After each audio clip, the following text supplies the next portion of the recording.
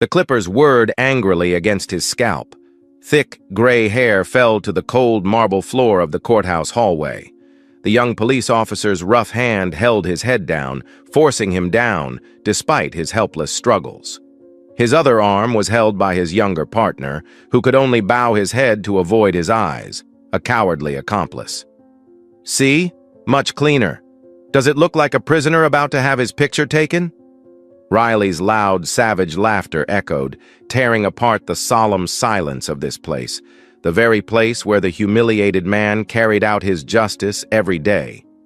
The officer, with his vicious eyes and his smirk full of racial contempt, had no idea that the middle-aged black man in plain clothes he was tormenting, using clippers to ruthlessly shave off clumps of hair for sick amusement, was not a homeless vagrant or some petty criminal who happened to wander into the restricted area of the courthouse. Little did he know that this blatant abuse of power, this disgusting racism, was taking place right under the roof of justice, and that his unwilling victim, the one who was suffering this ultimate humiliation, was one of the most powerful and respected keepers of the scales of justice in the city of Philadelphia. A tale of blind pride, deadly prejudice, and an uncompromising showdown with justice begins in this humiliating moment, in the cold corridors of a courthouse. Will justice be served? And what will be the price for this brutal act of racism? Read on to find out. The ground floor hallway of the Philadelphia Municipal Courthouse was cold and quiet early Monday morning. The high-ceilinged fluorescent lights cast a pale glow on the polished marble floors, where Arthur Cole's solitary footsteps echoed eerily. He was dressed casually, a light blue striped shirt, gray slacks, and a navy blue sport coat, unlike the black authoritative robes he was usually seen wearing. He had arrived earlier than usual, not to prepare for an upcoming hearing, but to personally inspect the new security camera system installed near the holding cells, according to an internal report on a minor security incident last week. He was always meticulous and careful, whether in court work or in seemingly trivial matters like this. As he turned into a side hallway that led to Block B, where the holding cells were, he saw two police officers in dark blue uniforms standing there. They had just finished escorting a defendant to a cell and were now leaning against the wall, chatting casually. The older, larger man, with close-cropped blonde hair and a red face, was Officer Kevin Riley. The other, younger, thinner, and more childlike, was Officer Dave Miller. Riley saw Cole, a middle-aged black man, dressed casually, approaching the sensitive area. His eyes were narrowed, filled with suspicion, and something more unpleasant. He stepped out to block Cole's path, his tone rude and condescending. "Hey, old man," Riley said, his voice loud enough to echo in the empty hallway. "Where are you going? This area is off limits. You look suspicious." Arthur Cole paused, looking straight at the officer. His expression remained calm, though he was annoyed by the unwarranted attitude. "I work here," he replied simply, his voice even. "I was on my way to check some security equipment." Riley chuckled, but it wasn't a happy laugh. He looked Cole up and down, his eyes lingering contemptuously on his thick gray hair, which was a little tousled by the morning wind outside. "Work here?" He smirked. "Do what? Clean toilets or sweep the floor?" He glanced at Miller, who only gave a strained smile, looking uncomfortable but not daring to object to his older colleague. "Your hair looks a mess," Riley continued, his voice dripping with sarcasm. "You must have just woken up somewhere. Let me help you look a little more presentable to match the solemn atmosphere of the court." Cole frowned, sensing the undisguised hostility and racism in Riley's words and eyes. "I don't need your help, officer," he said, his voice starting to become a little stern. "Please move out of the way." But Riley seemed to be waiting for that. The resistance, however mild, only served to inflame his bully nature. He winked at Miller. "Sounds uncooperative, huh?" Then, to Cole's surprise and indignation, Riley reached into his fanny pack and pulled out an unexpected object, a small, battery-operated hair clipper, something he probably carried for fun or for some cruel prank. He turned on the clippers. A dry, unpleasant buzz broke the silence of the hallway. "Hold still, customer," Riley grinned, moving closer to Cole. "Free haircuts in court." "What the hell are you doing?" Cole took a step back, his voice now hard with anger and disbelief. "Stop it! This is assault!" "Attack?" Riley laughed. "Just helping you get clean. Don't overdo it." He gestured to Miller with his eyes. "Hold him!" Dave Miller looked hesitant. He glanced at Cole, then back at Riley. The pressure from his older, more aggressive-looking teammate had won out. Miller stepped forward and grabbed Cole's arm, not too hard, but enough to keep him still. Cole tried to pull away, but Riley was quicker. He held his head in one hand and used the other to pick up the buzzing clippers, running them through Cole's thick gray hair. He had no intention of cutting it neatly. He ran the clippers randomly, roughly, leaving streaks of white across Cole's head. Clumps of black and white hair fell to the cold marble floor. A feeling of humiliation and helplessness welled up inside Cole. He could feel the sharp blade of the clippers sliding across his scalp, occasionally jerking deliberately. He was being humiliated. Riley's gleeful laughter rang in his ears. "See? Much cleaner and tidier," Riley said, taking a step back to admire his handiwork. "Does it look like a prisoner about to have his mug shot taken? Or some street bum?" He guffawed. Just then, down the hall, Sergeant Eva Rostova, the courthouse security supervisor, and her subordinate Frank Chen walked in. They stopped abruptly, their eyes wide with horror as they watched the final seconds of the barbaric act. Officer Riley holding a pair of clippers, laughing and taunting the middle-aged man with the unevenly shaved head. Riley turned off the clippers, tossing them to the floor with a dry clatter. He pushed Cole away. "Done! Now get out of here before I change my mind and throw you in jail for loitering in a restricted area." He waved his hand as if he had just done something completely normal. Arthur Cole straightened, trying to regain his composure despite the anger and hurt boiling inside him. He reached up and touched his mangled head, feeling the stubble and perhaps a small cut from the clippers. His hands shook slightly, not just from anger but from a deep sense of violation and humiliation.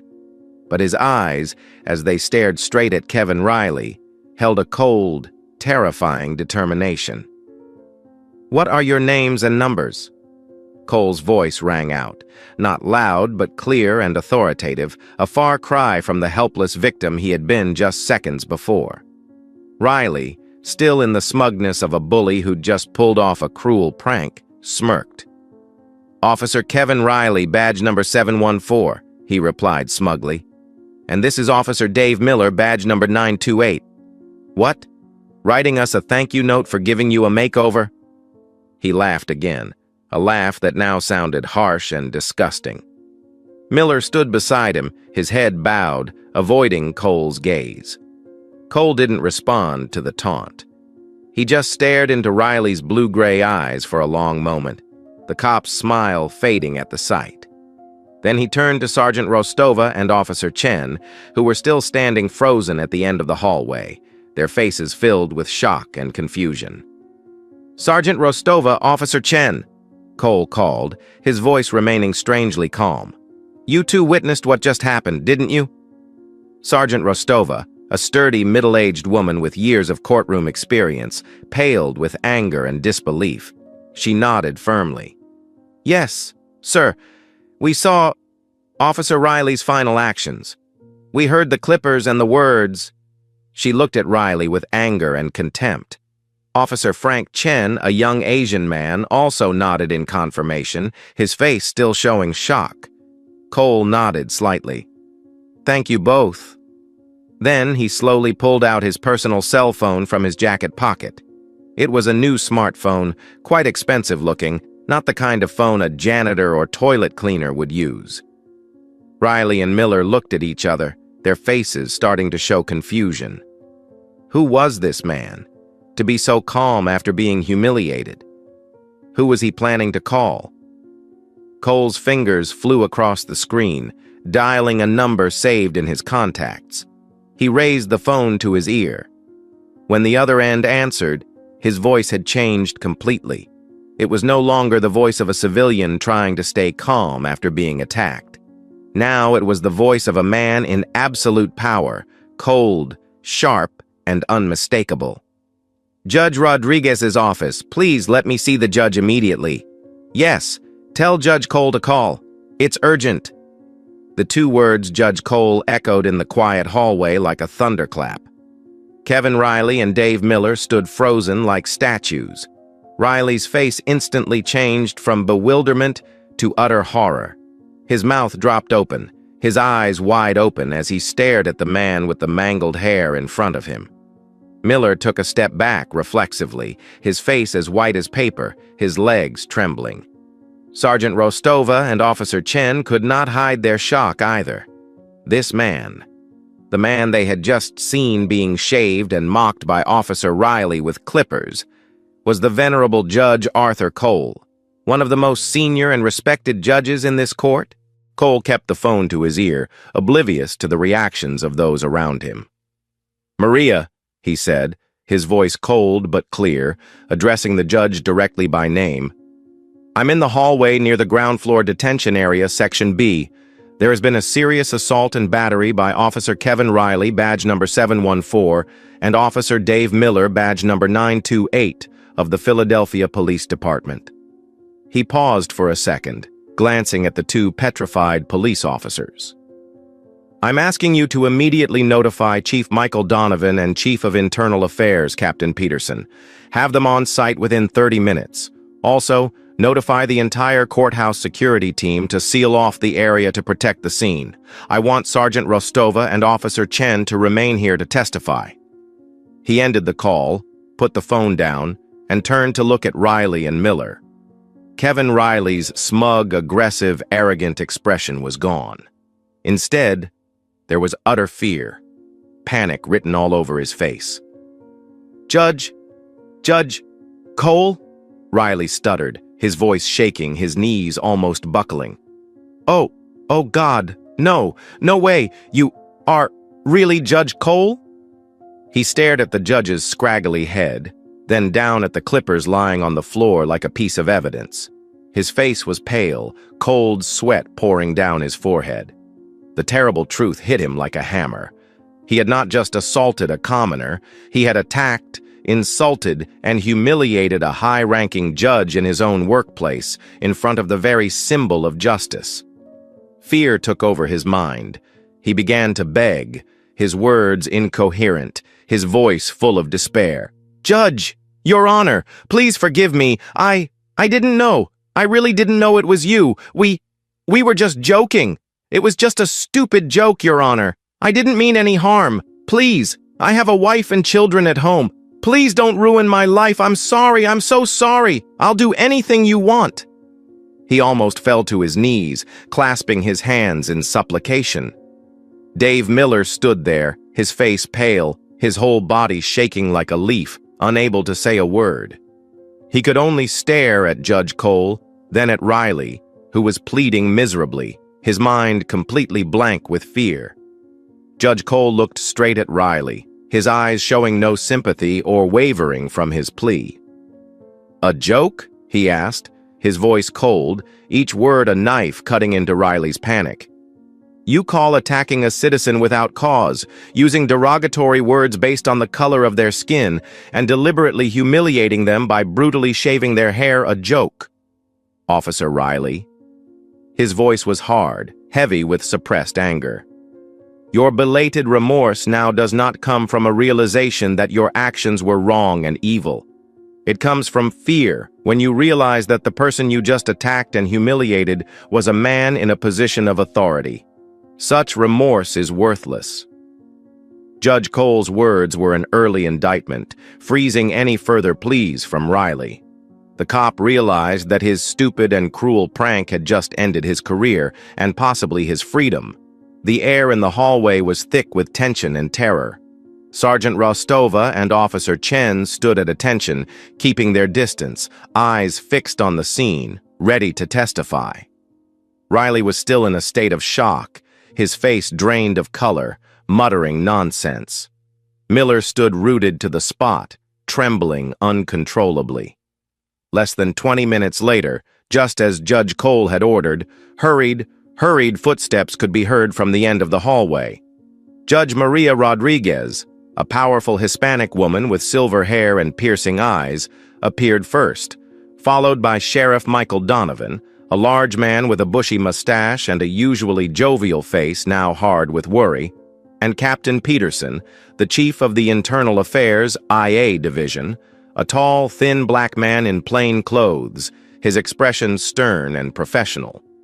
As they approached and saw Judge Arthur Cole standing there, his head roughly shaved, all three froze. Judge Rodriguez gasped, momentarily covering his mouth with his hand in shock. Sheriff Donovan paled, his eyes sweeping over his two officers, Riley, who was shaking, Miller, who was standing still, and then stopping on the clippers on the floor. Captain Peterson merely frowned, but his gaze was sharper than ever. "Arthur!" Judge Rodriguez was the first to speak, her voice filled with concern and anger. She walked quickly to Cole. "My God! What happened to you? Who did this?" Judge Cole, though his face still showed signs of hurt and outrage, maintained his usual dignity. In a calm, clear, yet powerful voice, he recounted the entire incident in detail and objectivity. He recounted the racial slurs Riley had used, described Miller's restraint, and Riley's brutal hair shaving. He did not exaggerate or add personal emotion, simply stated the facts. "These officers," Cole said, pointing at Riley and Miller, "stopped me without cause, used racial slurs to insult me, and then Officer Riley, with the passive support of Officer Miller, used these clippers to assault and intentionally humiliate me right here in the hallway of the courthouse." He paused, looking Judge Rodriguez and Sheriff Donovan straight in the eye. "This is not just an attack on me. It is a flagrant affront to the judiciary itself, a flagrant disregard for the law by the very people charged with protecting it. It is a manifestation of a festering disease, racism and abuse of power, that cannot be tolerated in law enforcement." Judge Cole's words fell like a hammer blow. Sheriff Donovan, his face red with anger and utter shame at his subordinate's behavior, turned to Captain Peterson. His voice was hard, without its usual jovial tone. "Captain Peterson," Donovan ordered, "immediately disarm Officer Riley, his badge and his radio. Arrest him on the spot on charges of aggravated assault and other related charges to be determined. Detain Officer Miller for questioning regarding his role as an accessory and failure to intervene. Seal the scene, collect all evidence." Captain Peterson nodded and signaled to the two other IA detectives who had just arrived. They quickly approached Riley. The cop did not resist, seemingly drained of all strength and will. The handcuffs clicked dryly as they tightened around his wrists. He continued to mumble meaningless apologies, but no one paid any attention. Miller was also escorted by two court security officers to another room to await questioning, his face down, not daring to look at anyone. The clippers were carefully placed in an evidence bag by an IA detective and sealed. The investigation was immediately launched. Captain Peterson and the IA team began their work at the scene. They took detailed and formal statements from Judge Cole, Sergeant Rostova, and Officer Frank Chen. All three men's statements were consistent and coincided with what they had seen and heard. The hallway was completely cordoned off. Forensic experts were called in to collect stray hair samples, fingerprints from the clippers, and to check the security cameras in the area, which might not have been directly facing the scene, but would have captured the presence of the parties involved and the time sequence. Judge Rodriguez stood beside Judge Cole, her voice filled with determination. "Arthur, I assure you that the court will cooperate fully with this investigation. I will also formally request that the District Attorney's Office conduct an independent criminal investigation and prosecute this case to the fullest extent. We cannot allow this barbaric behavior to go unpunished in the House of Justice." Sheriff Donovan stepped forward, his voice filled with remorse. "Judge Cole, Judge Rodriguez, I cannot begin to express how ashamed and angry I am at this moment. On behalf of the Philadelphia Police Department, I offer you my deepest and most sincere apologies. Officer Riley's actions were inexcusable and a disgrace to the entire force. I pledge to conduct a thorough, transparent internal investigation and to handle this case with the utmost seriousness and to the fullest extent of the law. We will cooperate fully with the district attorney's office." He knew the scandal would cause a media storm and severely damage the image of the police department, which has faced criticism for issues related to racism and excessive force. But for now, the first thing to do is to show openness and determination to handle the case. Judge Cole nodded silently to the assurances and apologies. He knew the road to justice would be long and complicated, but the first step, exposing the truth and activating the legal machinery, had been taken. Now he had to trust the very system he had devoted his life to. The following weeks and months were a whirlwind of parallel investigations. The Philadelphia Police Department's Internal Affairs, IA, and the District Attorney's DA office worked feverishly, gathering and consolidating evidence. The case file grew stronger and more incontrovertible. The testimony of Judge Arthur Cole, Sergeant Eva Rostova, and employee Frank Chen was consistent with respect to the events, and in particular the racial slurs uttered by Kevin Riley. Physical evidence included clippers recovered at the scene, which contained Riley's fingerprints, and hair samples from Judge Cole. Security camera footage, although not showing the entire head-shaving act, captured Riley and Miller blocking Judge Cole's path, the confrontation, and the presence of witnesses at key moments. Dave Miller, facing the threat of serious charges if he did not cooperate, finally gave a detailed statement after some initial prevarication. He admitted that the entire incident occurred exactly as Judge Cole had described it, including Riley's racist remarks and the shaving of his head. Miller's testimony, though motivated by fear, proved fatal to Riley's subsequent defense. The incident quickly leaked out and shocked the public opinion of Philadelphia as well as the whole country. Major news agencies reported it. Simulation images of Judge Cole with his head shaved appeared in many newspapers. Civil rights organizations, especially African American rights groups, spoke out strongly, seeing this as a typical example of racism and abuse of power that exists in the police force. They held peaceful protests in front of the courthouse and police headquarters, demanding justice for Judge Cole and sweeping police reforms. The Philadelphia Police Department and Police Chief Donovan faced enormous pressure from all sides. After carefully reviewing the case and all the evidence, Helen Chow, a tough and fair-minded Asian American district attorney, decided to charge Kevin Riley with a series of serious charges: second-degree assault, abuse of public power, false imprisonment, the act of restraining Judge Cole while shaving his head, and in particular, she decided to pursue the hate crime enhancement based on clear evidence of racially motivated and racist rhetoric. Dave Miller was charged with lesser charges of failure to perform a crime prevention and complicity to low-level assault, but was offered a plea deal in exchange for testifying against Riley. Several months later, Kevin Riley's trial officially began in a large Philadelphia courtroom, but with a different judge, Judge Gloria Hayes, presiding to ensure absolute objectivity and impartiality. The atmosphere in the courtroom was especially tense. The public and press seats were packed. Kevin Riley sat next to his defense attorney, David Shapiro, a prominent lawyer who was facing an extremely difficult case. Riley's face now showed anxiety and haggardness, a far cry from the arrogant, complacent image he had had that fateful morning. His wife and several relatives sat in the front row, their faces streaked with tears. The trial began with the prosecution's presentation. Prosecutor Helen Chow, dressed in formal prosecutor's attire, stood before the carefully selected jury of 12, presenting her case clearly, forcefully, and persuasively. She called her star witness, Judge Arthur Cole. When Judge Cole took the stand, the courtroom fell silent. His hair had been neatly trimmed, but the memory of that day's humiliation was still fresh. He took an oath to tell the truth, then began to tell his story. His voice was calm and clear, without any exaggeration or emotional overtones, but each word carried a special weight. He recounted the exact racial slurs Riley had said to him. Old man, janitor, toilet cleaner, sleeping in a corner with messy hair, like a prisoner, like a beggar.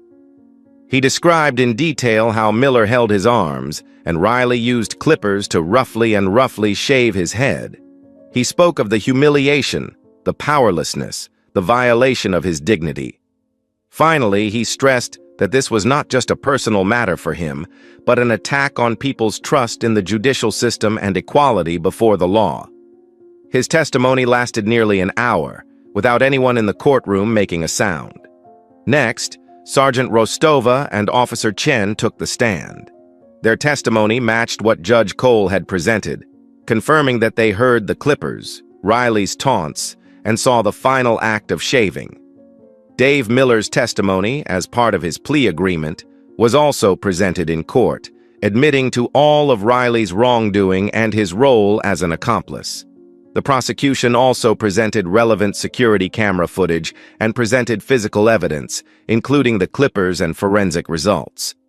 Defense attorney David Shapiro faced a mountain of evidence against his client. He tried his best to minimize Riley's guilt. Shapiro's main strategy was to paint a picture of a stressed-out police officer who made an unfortunate mistake and a foolish joke that crossed the line in a moment of impulse, with no underlying malice or underlying racial motives. He repeatedly emphasized the fact that Riley did not recognize the man as Judge Cole, weakly arguing that if he had, Riley would not have acted as he did. Shapiro also tried to cast doubt on Judge Cole's recollection of specific slurs, suggesting that in stressful situations, people can mishear or misinterpret. When Kevin Riley was called to the witness stand, he appeared extremely remorseful. He cried, his voice choked up, and he repeatedly apologized to Judge Cole, who was not in the courtroom at the time as required. He repeatedly said he didn't know who the judge was, that he wasn't a racist, and that it was just the stupidest moment of my life. However, Riley's true colors were quickly exposed when it came to questioning by prosecutor Helen Chow. Chow, with sharp, to-the-point questions, repeatedly grilled Riley about specific slurs that the witnesses had heard. Riley became flustered, evasive, trying to deny or minimize. At times, he appeared frustrated and lost his temper. His dishonesty and true nature were revealed to the jury. After days of testimony, and legal arguments, the trial came to a close. Both sides made their closing arguments. Prosecutor Chow asserted that the evidence proved Riley guilty beyond a reasonable doubt, and asked the jury to return a fair verdict that reflected the gravity of his actions. Attorney Shapiro again pleaded for understanding, emphasizing Riley's remorse, though not convincingly, and the future of his family. Kevin Riley's fate now rests in the hands of a 12-man jury. The door to the jury room closed behind the 12 jurors. Outside, the atmosphere in the courtroom was heavier than ever. The wait dragged on, each minute feeling like a century to Kevin Riley and his family. Riley sat motionless in the dock, his hands clasped together, his eyes fixed on the floor, his lips pressed together. Attorney Shapiro occasionally patted his client on the shoulder, but his expression was not optimistic. Prosecutor Helen Chow and her team sat across the table, maintaining a professional calm but not hiding their anticipation. Judge Gloria Hayes sat on the dais, reviewing her notes. Reporters whispered, cameras and notebooks ready. After more than 4 hours of tense deliberation, the doors to the jury room opened. The foreman, a middle-aged woman, walked out with a piece of paper in hand, followed by the other 11 members. They walked to their seats, avoiding looking at the defendant. Not a good sign for Riley. The courtroom rose as the jury took its seat. Judge Hayes called for order. "Madam Foreman," Judge Hayes asked, "has the jury reached a unanimous verdict on all counts?" "We have, Your Honor," the woman replied, her voice clear. "On the charge of second-degree assault, what is your verdict?" The jury foreman looked at the paper. "We find the defendant, Kevin Riley, guilty of assault in the second degree." A choked sob came from the Riley family pew. His face turned ashen. Judge Hayes continued, "As for the charge of abuse of public power, sin. For the crime of illegal detention, sin. And what about the hate crime aggravating factor?" This is the key and most controversial point. The jury foreman paused for a second, then said loudly, "We find beyond a reasonable doubt that the defendant's criminal conduct was motivated by racial hatred." Kevin Riley collapsed into his chair when he heard this. That was it. The jury believed Judge Cole and the witnesses, believing that his actions were motivated by racism. His family broke down in tears. A few weeks later, a sentencing hearing is held, where Judge Hayes will decide on Kevin Riley's specific sentence based on the jury's verdict and other factors. Prosecutor Helen Chow rose to speak. She asked for a stiff sentence, at the extreme end of the range for the combined charges. She emphasized the serious breach of trust by a police officer who was supposed to protect citizens instead of attacking them. She pointed to the obvious racial bias as a particularly serious aggravating factor. She also emphasized that the crime occurred in a courtroom, a symbol of justice, adding to the brazenness and disregard for the law. "A stiff sentence is necessary," Chow concluded, "not only to punish the defendant, but also to send a strong message that abuse of power and racism will never be tolerated in our law enforcement." Attorney David Shapiro then stood up, his voice full of pleading. He begged the court for leniency. He reiterated Riley's belated remorse, cited his past crimes, and spoke of the burden a prison sentence would place on Riley's innocent wife and children. He tried to convince Judge Hayes that Riley had learned his lesson and was no longer a danger to society. Then came the victim's statement. Judge Arthur Cole, this time not in his robes, but in a formal suit, took the stand. He stood, not as a judge, but as a citizen, a victim of a heinous crime. He spoke of his personal humiliation, of the pain and hurt that Riley's actions had caused, not only to himself but to the community he was a part of, which often faced discrimination. But he quickly shifted his focus to the larger impact. "Jurors," he said, his voice deep and resonant.